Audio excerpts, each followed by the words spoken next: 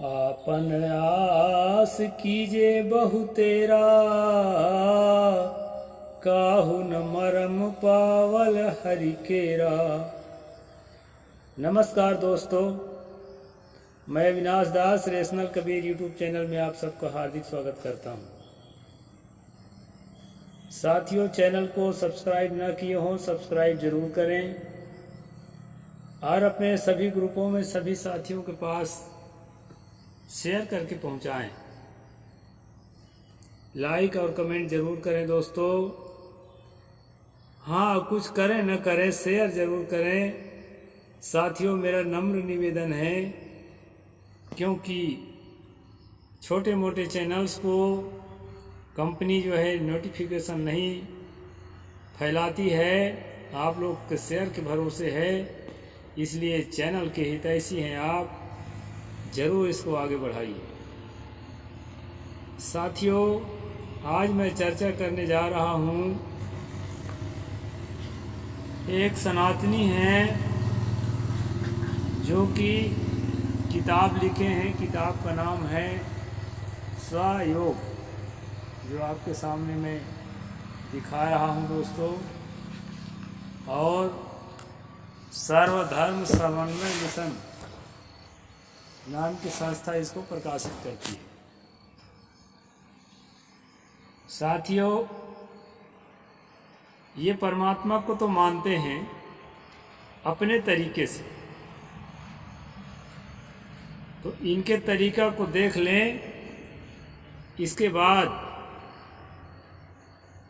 ईश्वर पर ही आज की चर्चा केंद्रित रहेगी। इन्होंने कहा है, जब से मानव ने विचारों का मूल समझा है, तब से उसने अपने विचारों से बहुत कुछ सृजन किया है। ये बहुत गंभीर वाक्य है दोस्तों, इसको समझना। जब से मनुष्य ने सोचना समझना शुरू किया है, तो अपने विचारों से बहुत कुछ सृजन किया है। विचारों से सृजन किया है, यानी सोच सोच कर सृजन किया है। इसी अपने विचार और विश्वास के द्वारा एक अवधारणा निर्मित की है, जिसे ईश्वर कहा जाता है। अब आप सोच सकते हैं कि जो ईश्वर को सच मानने वाली परंपराएं हैं, उनमें भी कहीं न कहीं जब विचार उदय होता है, सद्विचार उदय होता है, तो उन्हें भी लगता है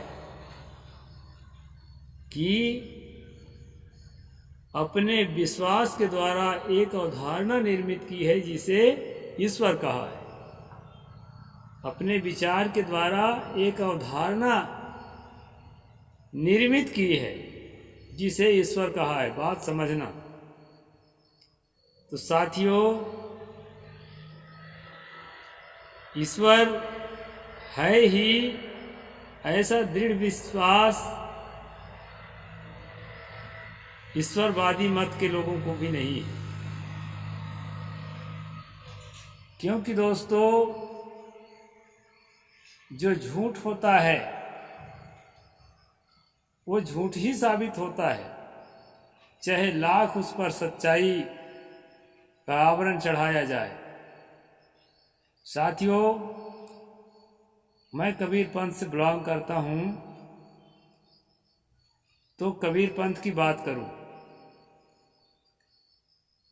तमाम कबीर पर पीएचडी करने वाले प्रोफेसरों ने लिखा कि कबीर का राम, कबीर का परमात्मा एक निर्गुण निराकार परमात्मा है। उन्होंने सगुण साकार परमात्मा को स्वीकार नहीं किया है। और दोस्तों, कबीर पंथ में ही एक विद्वान ऐसा पैदा हुआ है, वर्तमान में है, जिनका कहना है कि कबीर सगुण साकार परमात्मा को मानते थे, और वो स्वयं थे बाबा रामपाल।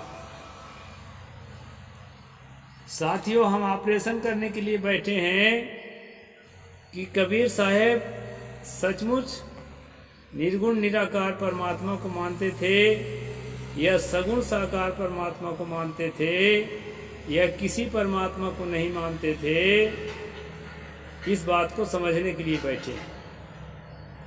मैंने शुरू में एक कविता का अंश आपके सामने रखा है। आपन आस कीजे बहु तेरा, काहू न मरम पावल हरि केरा। सतगुरु ने कहा, अपना आशा भरोसा अच्छी तरह से करो, अपने कर्म का आशा भरोसा अच्छी तरह से करो, अपनी ताकत, अपनी बुद्धि, अपनी समझ का आशा भरोसा अच्छी तरह से करो, क्योंकि काहुन मरम पावल हरि केरा। जिसको लोग परमात्मा परमात्मा ईश्वर ईश्वर कहते हैं, उसको मर्मतः आज तक किसी ने नहीं जाना वो है भी कि नहीं है। इस तरह से अपने आप को ईश्वर से दूरी बनाते हुए कबीर दिखते हैं। इतना ही नहीं दोस्तों, वो कहते हैं, कबीर दुनिया ना रही तब रहा एक भगवान, जिन यह देखा नजर भर ठहरा कौन मकान। दुनिया तो थी ही नहीं, सबसे पहले एक भगवान ही था। सतगुरु प्रश्न खड़ा करते हैं कि उसको पहले भगवान ही था, उसको जो देख रहा था साक्षात, वह किस मकान में ठहरा था। और दुनिया थी ही नहीं तो मकान कहाँ पर बनी हुई थी। साथियों, सतगुरु कबीर साहब के मूल विचारों के साथ लोगों ने छेड़छाड़ किया है। उन्होंने किसी भगवान को कभी नहीं स्वीकार किया और ना ही स्वयं को भगवान कहा। वो स्वयं को कहते थे परम सत्ता, लेकिन साथ साथ आपको भी कहते थे कि आप परम सत्ता हो। उन्होंने कहा, जो तू चाहे मुझको छाड़ सकल की आस। अगर तुम सच्चे दिल से मुझे चाहते हो तो सब कुछ का, तमाम तरह के देवी देवता ईश्वर परमात्माओं का आशा भरोसा छोड़ दो। फिर क्या होगा? मुझ ही ऐसा हुए रहो, मेरे जैसा दृढ़ हो जाओ, मजबूत हो जाओ, सब सुख तेरे पास। फिर ऐसे आत्मवान व्यक्ति के पास सारा सुख होता है, क्योंकि सुख बाहर से नहीं आता है दोस्तों, सुख आपको ही पैदा करना है। तथागत बुद्ध ने जो कहा है, अत्यदीपो भव, अपना प्रकाशक खुद बनो। अपने पैरों पर खड़ा करने वाला जो विचार है, वो विचार कबीर विचार है।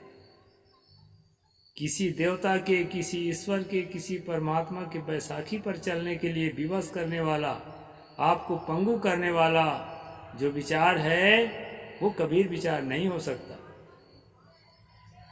साथियों, 1835 में जब लॉर्ड मैकाले आए तो उन्होंने एक शिक्षा की शुरुआत की, और 1848 में महात्मा ज्योतिराव फुले, माता सावित्रीबाई फुले पाठशालाएं खोल करके, और ये जो पिछड़ी जातियां हैं, ओबीसी की जातियां, एससी की जातियां, एससी की जातियां, एसटी की जातियां और सब जातियों की महिलाएं, जिन्हें शिक्षा से दूर रखा गया था, वंचित रखा गया था, उन सबको शिक्षा देना शुरू किया। बहुत संघर्ष के साथ, पढ़ेंगे तो रोंगटे खड़े हो जाएंगे कि कितना झेलना पड़ा था उनको, अपने लोगों के द्वारा, गैर लोगों के द्वारा, चारों तरफ से संकटों का, मुसीबतों का पहाड़ टूट पड़ा, और उसको सब झेलते हुए शिक्षा को आगे बढ़ाए, जिसके कारण आज हम दहाड़ के बोलने लायक हुए हैं दोस्तों। तो मैं ये कह रहा था कि 1848 के पहले जब हमारे पुरखे अनपढ़ गंवार थे, उस समय कबीर जैसे महामानव के विचारों को हम तक कौन पहुंचा रहा था? दोस्तों, जो शिक्षित था वही पहुंचा रहा था। शिक्षित कौन था? ब्राह्मण था। उनके हाथ में ही कलम रहा है, इसलिए उन्होंने जो पहुंचाया अपने सांचे में ढाल के पहुंचाया। बाद में भी जो पीएचडी करने वाले प्रोफेसर्स हैं वो भी ब्राह्मणवादी ढांचे से, उसी रंग से रंगे हुए होते हैं।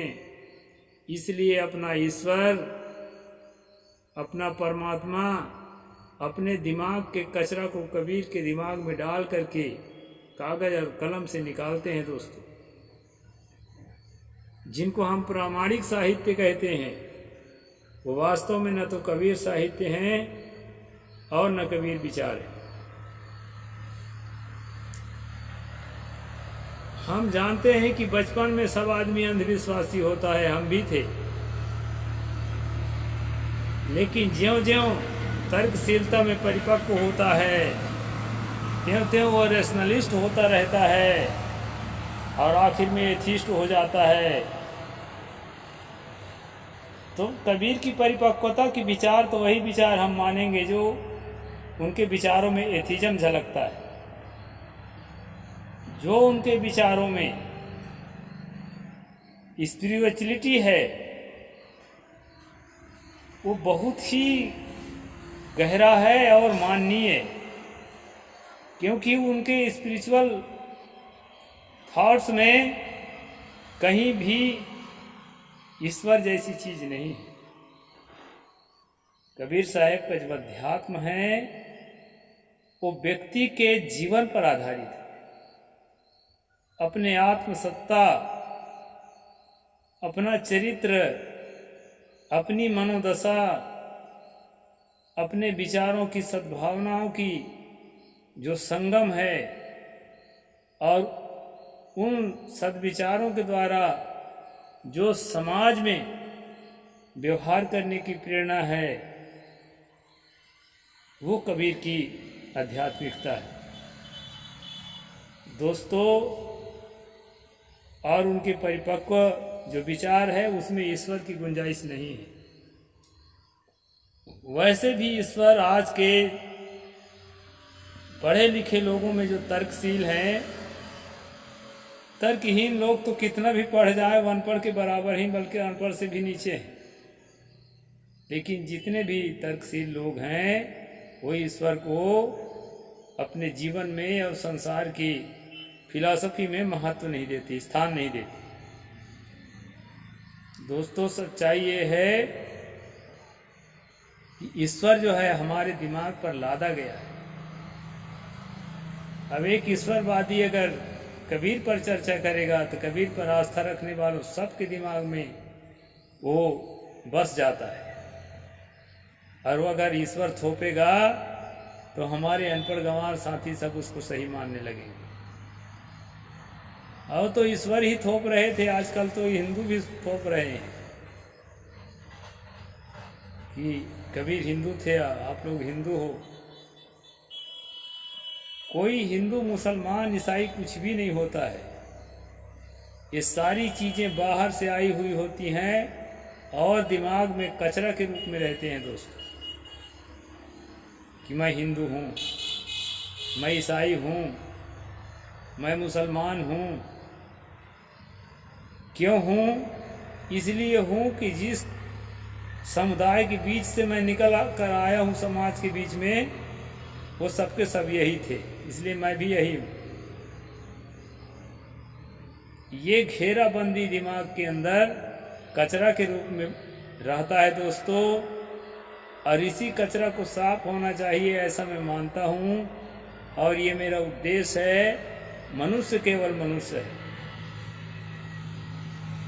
स्त्री पुरुष भी केवल लैंगिक भेद है,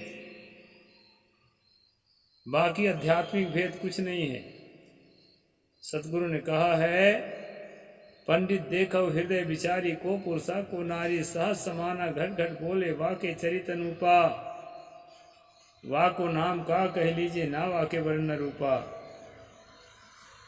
जो सहज अवस्था में जो चेतना है वो न नारी है न पुरुष है, हंस न नारी पुरुष है, ये सब काल को फंद। इस प्रकार दोस्तों एकता, समता और समानता की दृष्टि और विश्व बंधुत्व की भावना कबीर साहब की वाणी में निहित है, लेकिन ईश्वर का स्थान नहीं है।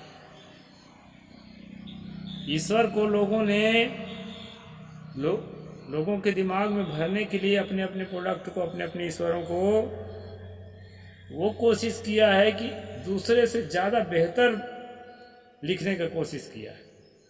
जब संसार एक है, ईश्वर एक है, तो उसके सारे लक्षण एक जैसे होना चाहिए, लेकिन नहीं, ऐसा नहीं है। उसका काम एक जैसा होना चाहिए, लेकिन ऐसा भी नहीं है। इसलिए साथियों, इस विषय पर गहराई से आप सब लोगों को विचार करना है और कमेंट सेक्शन में मुझे लिख करके जवाब देना है कि सचमुच में सद्गुरु कबीर साहब के साथ लेखकों ने बहुत अन्याय किया है। और वो सबसे बड़ा अन्याय है ईश्वर का उपहास करने वाला उस शख्स को ईश्वर का उपासक बनाकर रख दिया। तो आपका जो भी विचार हो जरूर लिखना दोस्तों। साहेब बंदगी। जय जोहार, जय भीम, जय भारत।